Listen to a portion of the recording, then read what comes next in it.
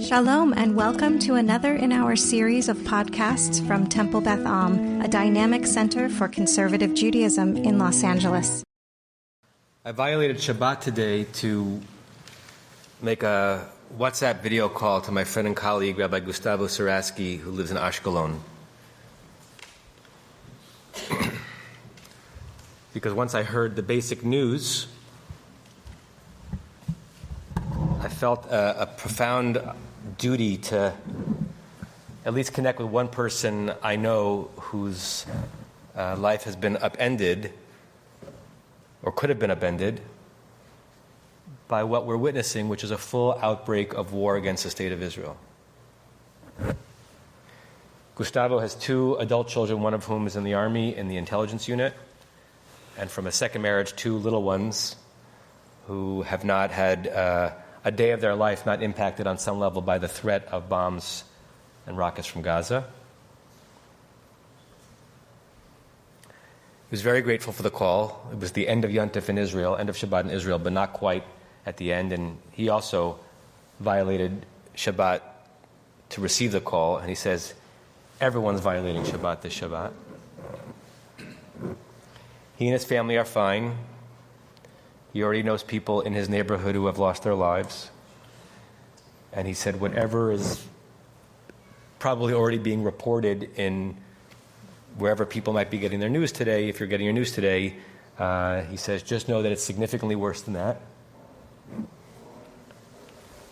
What he told me is that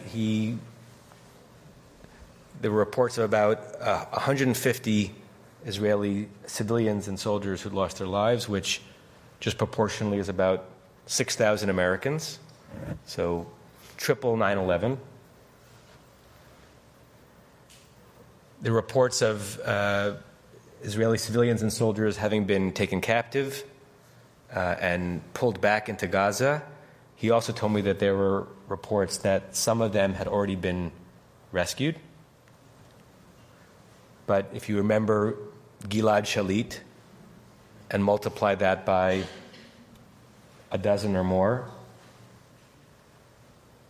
you get a sense of the catastrophe that is unfolding.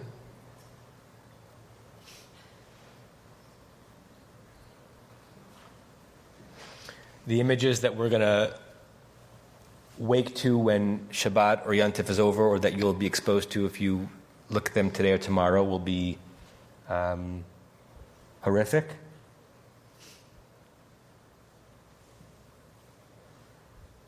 The pressure that will be on the Israeli government from their own citizenry to defend the nation and to attack the enemy will be properly severe. The pressure that will be exerted upon the state of Israel to respond proportionately and with restraint will also be severe. And whatever any one of us thinks of the current administration of the state of Israel and the Prime Minister, none of us can fathom the weight upon their shoulders to save Jewish lives in the time of war. And I'd like to think that every Zionist alive, whatever side of protest they have been at or advocated for over the last 9 months, as the Jewish people have properly raised their voices to continue to try to make a state of Israel, a democratic state of Israel, one that we can continue to be proud of. And that agitation has been righteous wherever you fall on that trajectory.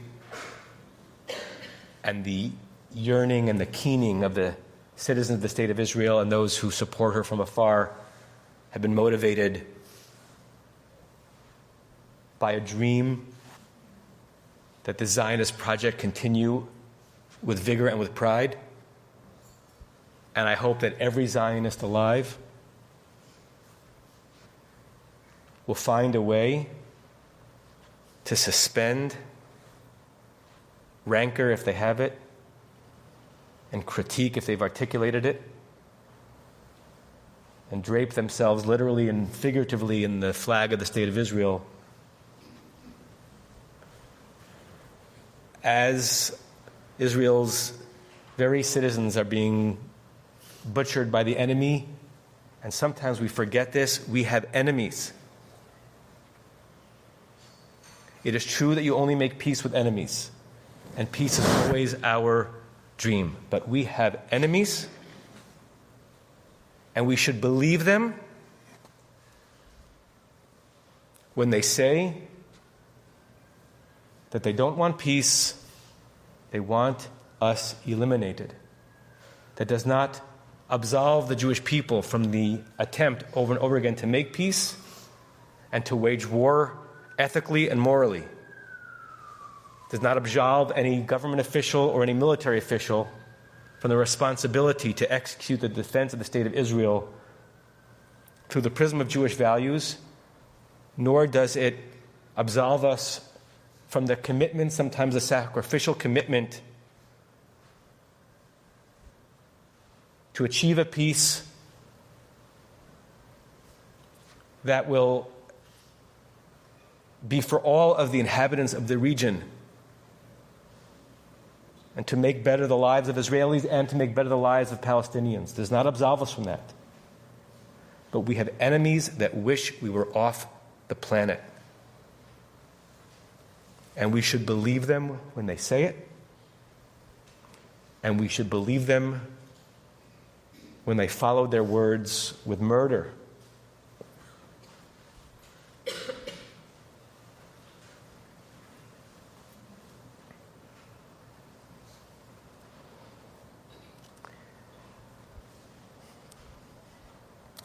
I'm thinking in real time how to handle Simchat Torah. This is our most joyful night. We've already, in case you hadn't heard one of the announcements, have been rendering today's tefillah muted, almost whispered like we do when we read the Tochacha sections of the Torah, almost as you would in a Shiva minyan, because our brethren and our sisters are already sitting Shiva, as it were. Not halachically, but conceptually. I'm thinking that it is both the case that we know stories from different eras of catastrophe amongst our people, of great courage when the Jews found a way to pray and to observe and to celebrate even in the darkest hours. And so part of the Jewish resolve is to pray and even dance amidst war. If you were where I was on Yom Kippur, I shared reminiscences from my dear friend David Karen, who was an 18-year-old newly enlisted soldier when the Yom Kippur War broke out, and he spoke about what it meant to have one of the members of his platoon on the bus going up into the Golan Heights to try to thwart a Syrian attack, start to daven Kol Nidre. That was an act of spiritual resistance, and the war is not here, but on some level it's an act of spiritual resistance exemplifying Jewish pride to pray today and to dance with the Torah tonight. And there has to also be some liturgical indication that the Jewish people, not only the Jewish state, the Jewish people are under relentless attack. And so we haven't figured out what that might be tonight. Might be that one or more of the Hakafot will take a break from the Hoshiat Amechas and David Melech Yisrael's, and will sit on the floor of Ziering Field in a tight circle and sing different kinds of songs. Whether or not you're a Simchas Torah goer, I hope you come tonight. If you speak to others in the community, encourage them to come here, or someone else. Jews should be in shul today and with each other today and praying today and holding each other's hands today and expressing solidarity today.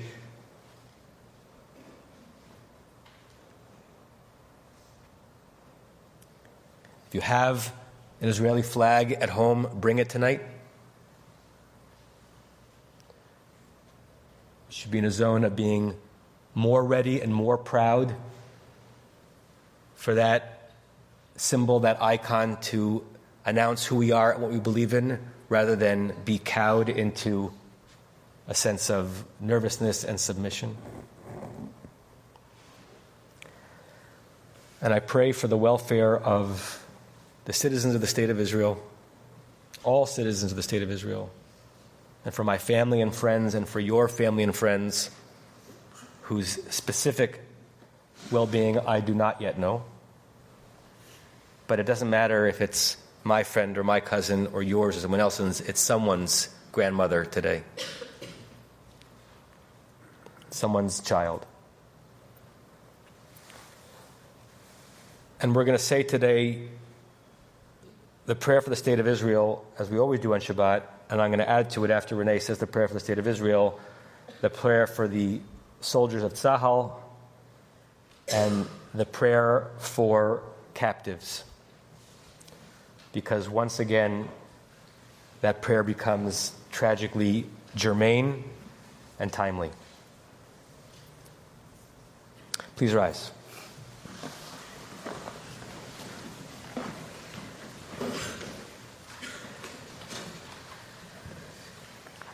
And we'll join in. אבינו שבשמיים, צור ישראל וגואלו, ברך את מדינת ישראל, ראשית צמיחת גאולתנו. הגן עליה בעברת חסדך, ופרוס עליה סוכת שלומך, ושלח רוחה ותמיכה לאנשיה, שריה ויועציה. ותקנם בעצה טובה מלפניך.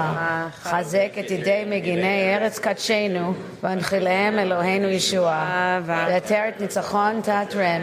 ונתת שלום בארץ, ושמחת עולם ליושביה, ונאמר, Amen.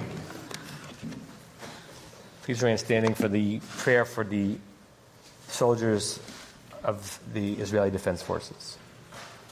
Misha barach avotenu, Avraham, Yitzchak, v'Yaakov, v'yivarech et chayalei tzva hagana liYisrael, v'anshei kochot habitachon, ha'omdim al mishmar artzeinu, who stand on guard for our land, v'arei Eloheinu, migvul ha'Lebanon, from the Lebanese border, v'ad midbar Mitzrayim, until the wilderness of Egypt, umin hayam hagadol, from the Mediterranean Sea, ad lavo ha'arava, all the way into the Negev, uv'chol makom shehem, bayabasha, ba'avir, bayam, on land, and on sea and on water. Yitein anayat oivenu hakamim aleinu nigafim lifnehem. May God make our enemies stumble and fail.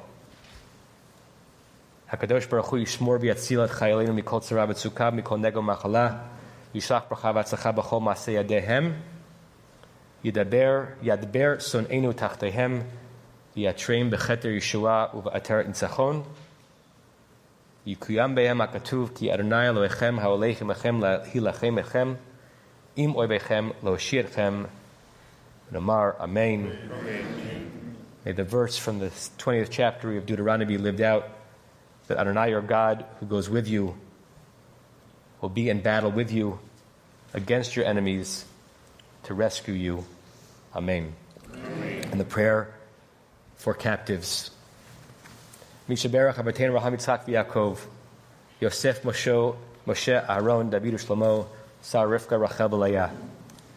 V'yvarech v'yishmor v'yinsor et nedrei tzva hagana liYisrael u'shvuyav. Yekol achenu hanertunim b'tzara b'shivya. B'avor shekol hakal hakadosh hazeh mitpalel b'avoram hakadosh baruch hu yimalei rachmim aleihem. Yosei mechoshech v'tzal mavet. May God rescue them from darkness and the shadow of death. U'mosrotehem yinatek. May God break apart that which binds them. U'mtzukotehem yoshiem. May God redeem them from their travail. Yeshivei mehira lechek mishpachotehem. May God return them to the embrace of their families. Yudu l'Adonai chastov niflotav l'fnei adam v'yikiyam b'hem mikra shekatuv uftuyei Adonai yeshuvun. And the following verse from the book of Psalms be lived out. May the captives of God be returned. Uva'ut Zion birina, and return to Zion. Enjoy b'simchat olam al rosham, with the joy of eternal joy on their heads. Sason b'simcha yasigu, v'nasu yagon v'anacha. May happiness and embracing and celebration overcome them, and may woe and misery flee. V'nomar amen. You have been listening to another in our series of podcasts from Temple Beth Am, a dynamic center for conservative Judaism in Los Angeles. If you enjoy these podcasts, we invite you to write a review on the Apple Podcast site or wherever you get your podcasts. For more information about Temple Beth Am Los Angeles, go to tbala.org.